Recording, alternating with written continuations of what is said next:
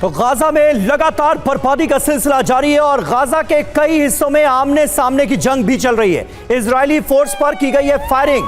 Hamas के समर्थकों ने इजरायली फोर्स को बनाया निशाना और उनके ऊपर की गई है फायरिंग। ये देखिए तस्वीरें सामने आई हैं। इजरायली फोर्स के जवान यहां पर मौजूद थे जिन पर हमास सपोर्टर्स ने फायरिंग कर दी।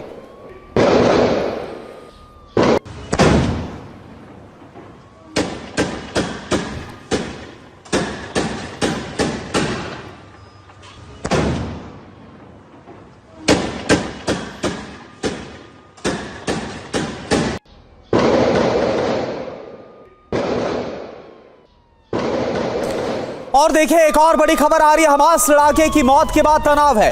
गाजा के कलकलिया इलाके में तनाव, समर्थन में सड़कों पर निकले सैकड़ों की संख्या में लोग।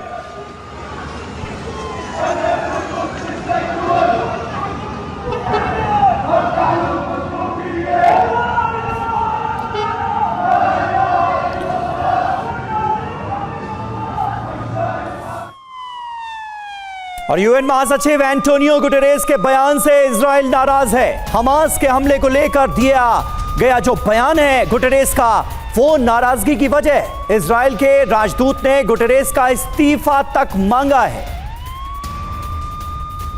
और आइए अब आपको सुनाते हैं कि यूएन चीफ एंटोनियो गुटेरेस ने हमास के हमले को लेकर ऐसा क्या कहा था कि इजराइल का गुस्सा 7वें आसमान पर पहुंच गया है।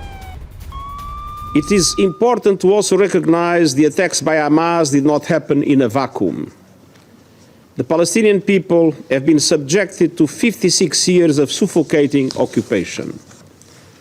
They have seen their land steadily devoured by settlements and plagued by violence, their economy stifled, their people displaced, and their homes demolished. Their hopes for a political solution to their plight have been vanishing.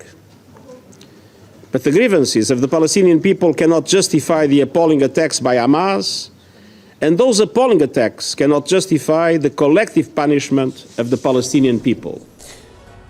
और आप देखिए इस्राएली राजदूत गिलाद Aiden ने UN महासचिव Antonio Guterres के इस बयान को लेकर आगे क्या कहा, क्या रिएक्शन सामने आया, ये भी आप देखिए।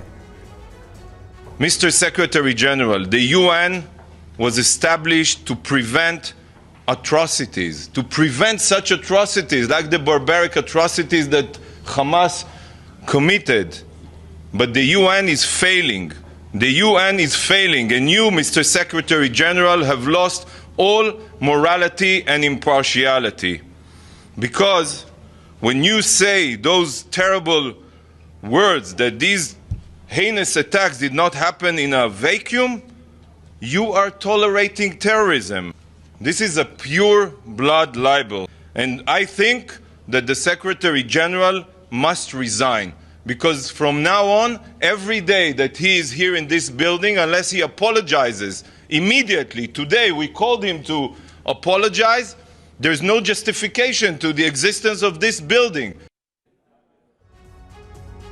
तो इजराइल पर हमले यूं ही नहीं हुए, यह कह दिया था यूएन चीफ ने, जिसका इजराइल ने उसी मंच से विरोध जताया और यह कहा कि आप अपनी नैतिकता और निष्पक्षता खो चुके हैं। इंफॉर्मेशन वॉल के जरिए आपको दिखाते हैं कि इजराइल और यूएन के बीच तनातनी की वजह क्या है और इजराइल इतना नाराज क्यों नजर आ रहा है। इजराइल और यूएन के बीच तनातनी देखने को मिली है। हमास के हमले को लेकर यूएन महासचिव एंटोनियो गुटेरेस ने बयान दिया था, जो बयान हमने आपको सुनाया। गुटेरेस ने हमास के हमले पर कहा था कि इजराइल पर हमले यूं ही नहीं हुए।